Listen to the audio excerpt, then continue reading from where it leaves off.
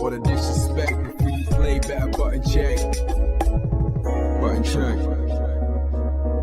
What is up, Button Check family? Thank you guys for tuning in once again. It is a beautiful morning here on the Button Check block, and we got a lot to cover. We got the hot topics, hot clips down below, chapters down below. We're about to get it. Hope you guys are having a good day, because it's about to get better. Y'all already know how we do it. Let's go. All right, y'all, now into the next set of DNF Duel buttons that need to be checked. As you know, this game is out now. It is overtaking the FGC. Everybody is talking about it, and I am proud to announce this video is sponsored by none other than DNF Duel. So of course, as always, I'm gonna put some information on the screen as I talk about it real quick. I don't know if you guys remember, but I was actually gifted this game by a viewer. A viewer was like, yo, I heard you talking about DNF Duel. I know you wanted to play it. I would like to buy it for you. That is amazing. That gesture right there like completely blessed me that somebody would do that. So I am now a fan. Of course, well, I was a fan already, but now even more. So this game, as you know, is one of the most popular and widely played RPGs in the world. Dungeon & Fighter is now back as a 2.5D action fighting game, DNF Duel, which features the latest 2.5D style fighting game graphics, which is dope. Like, I really like the graphics in this game. Dazzling skill effects to do a complete screen takeover, uses rollback netcode to ensure a low lag and seamless multiplayer experience worldwide. Rollback netcode. I'm gonna say it again. Rollback the netcode. Features modes that a fighting game should have, such as story mode, practice mode, survival mode, arcade mode, and more. Remember when it first came out, like, what was it, like the beta, and it didn't have training mode, like you just had to play? I was frustrated because I was like, man, I'm a big fan of training mode, obviously, right? I don't like catch the games that quick. And then everybody else in the FGC was like, hold on for a second though, it's just the beta. I'm sure they'll have training mode. And now, obviously, they got the online mode, matches, story mode, arcade mode, survival mode, practice mode, tutorial mode, profile mode, replay library mode, gallery mode, and the glossary mode. And of course, DNF Duel is available now for purchase. The link in the description field, definitely check it out, purchase it, have some fun. This is a fun fighting game, man.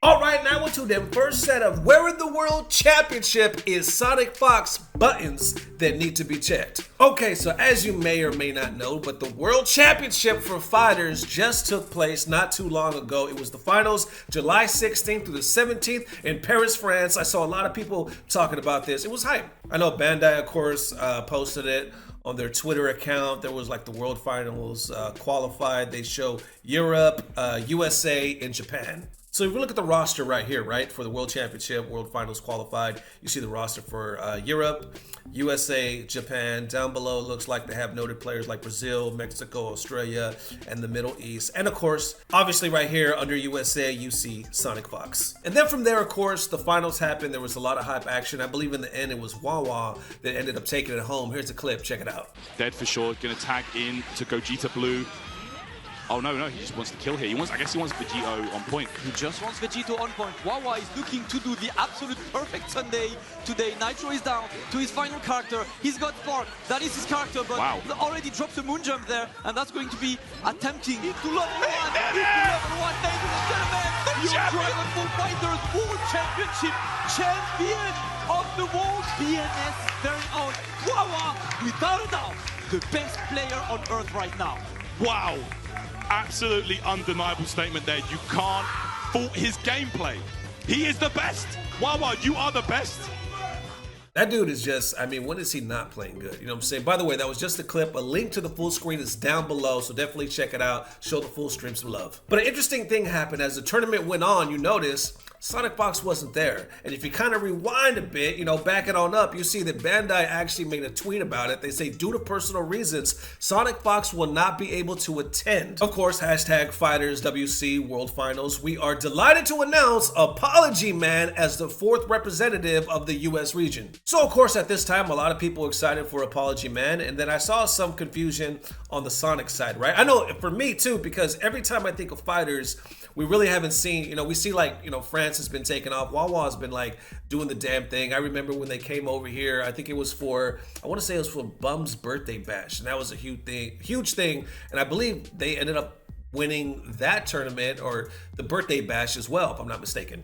And I also remember seeing Sonic saying, that's the last time y'all are winning. I'm going to start training again and I'm going to retake the throne. So I thought that was exciting because I always thought if you're going to have a world championship in fighters, you got to have Sonic, baby. How could you not? So anyway, I believe a lot of people in the community were confused, and then Sonic took it upon themselves to kind of air this out and explain things right here, starting it off saying, seeing a lot of folks upset that I didn't play in the Fighters finale, and I'm just like, maybe don't release a brand new balance patch 2.5 weeks before finals, especially if it completely removes one of my team's primary strategies. I don't mind balancing and adapting, but it was actually mad disrespectful to me as a player that they decided to release a patch after the finals. Sure, I could try to learn a new character in 2 to 3 weeks, but I most certainly will not play my best in time, so I refuse to go. I'm rather confused on why they didn't just wait after EVO to release this balance patch. I refuse to enter into a tournament knowing full well I would not be prepared in time to learn a new stable team. It's really that simple.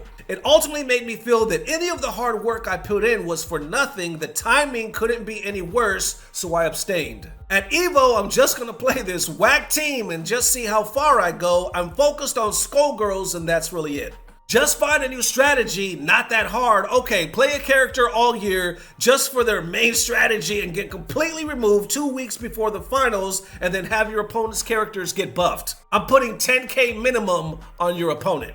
So of course, as you can imagine, there's a lot of different emotions, a lot of people, feeling some type of way about Sonic kind of speaking out. And also, I want to say not only that, but the patch, right? I remember a lot of people were talking about like, I think we even did a video on it, right? Talking about is this the end for competitive fighters? The community was very outspoken, is what I was trying to say. But now you got it to the point where top players like Sonic Fox are speaking out to the point where they're bowing out of the biggest fighters tournaments, right? Saying like, no, how could you do it? Not only how could you do it, but how could you do it with this timing? The timing makes no sense. And I see others like Martin responding saying, I like how they said Sonic Fox didn't attend because of personal reasons instead of Sonic Fox hated our patch. So, and some like Tyrant right here responding saying, understandable, people love to complain about anything after all. Looking forward to see what you cook up this season. See you at EVO. I also see other takes though from that opposite perspective saying FGC in general has a lot to learn when it comes to competitive. If you pick League of Legends as an example, even if the game got patched close to or between a tournament, pro players will still be playing on the same patch running a few weeks before the event. Then I see that they kind of go on to this example talking about you guys go nuts just because you don't like the game, no problem,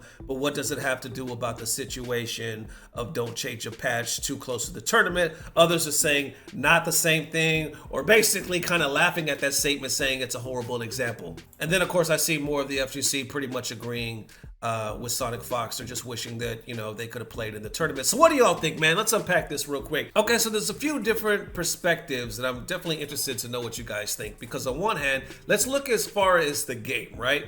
We heard that there was a lot of people unhappy.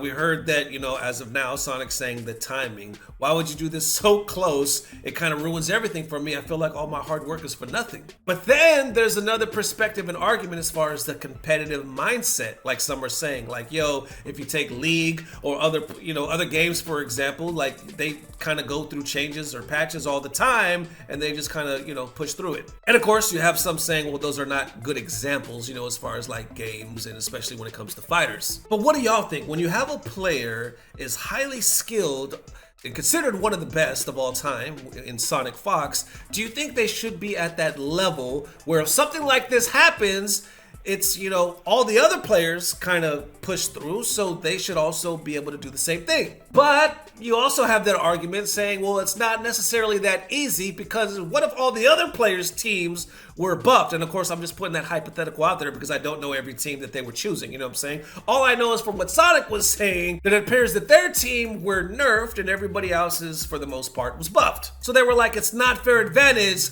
I'm gonna dip. It's almost like I could see from their point of view, like there's this pressure because so many people expect Sonic to win, want Sonic to win, and see Sonic, oh, like I'm practicing again, because that's what they said, right? I'm gonna start training, I'm gonna start practicing, I'm gonna come back and I'm gonna whoop some ass. And that's a heavy weight to carry, you know what I'm saying? And I know I've been there as a fellow champion, you know what I'm saying? I've been there in winners, winners sweepstakes.